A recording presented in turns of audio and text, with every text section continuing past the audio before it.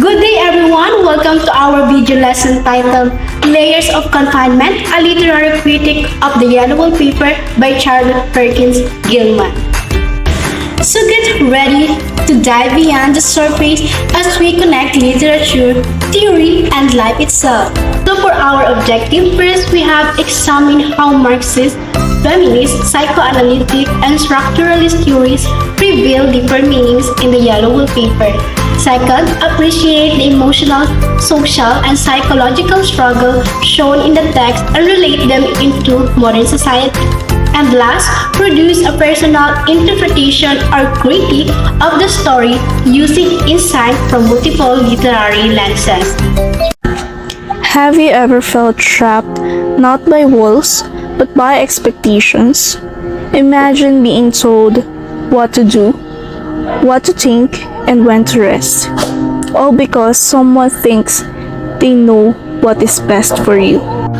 This feeling of silence confinement is exactly what the narrator of the Yellow Wallpaper experiences. Her struggle becomes a mirror reflecting society's deeper issue, identity. And to truly understand her story, let us examine it through different critical perspectives.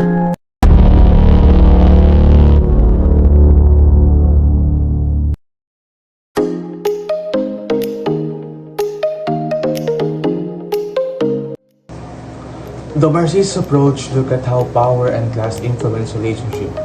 In the story, John, the husband, represents authority, as both a man and a doctor. His control over his wife's life and treatment reflects on how powerful often silence those beneath them. The struggle highlights between dominance and dependence. Also, the narrator, on the other hand, represents the dependent power class, confined within the walls of domestic life.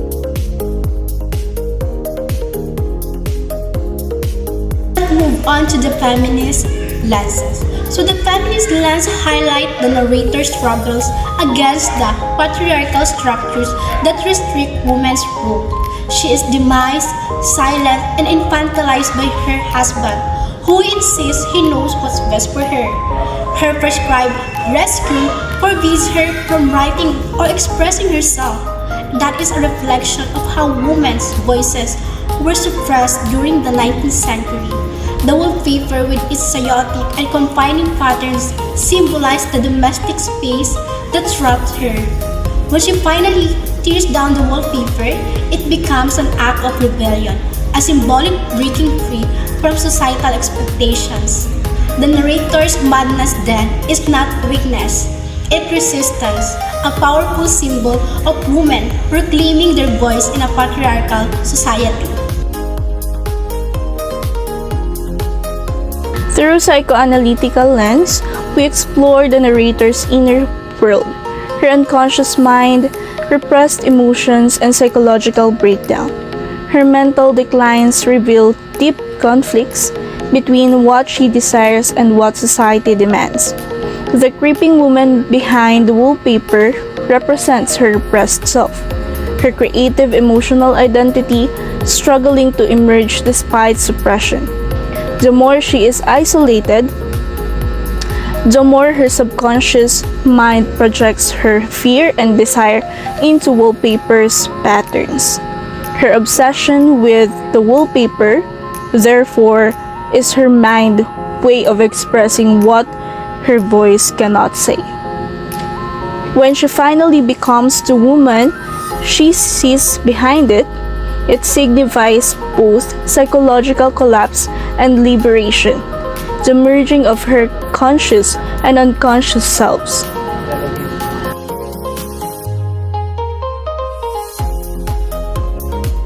From a structuralist perspective, meaning in the Yellow Wallpaper emerges from the story's recurring structures, symbols, and patterns.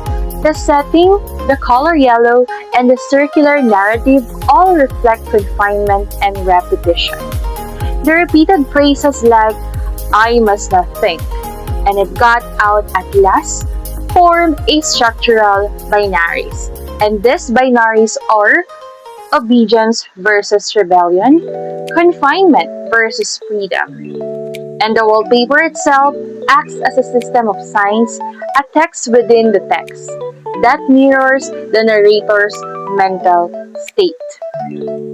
By decoding these patterns, we see that the story's structure reinforces its theme, the endless struggle between societal order and personal freedom. Now that we have explored the four lenses, it's your time to take part. Look closely at the short passage from the yellow wallpaper.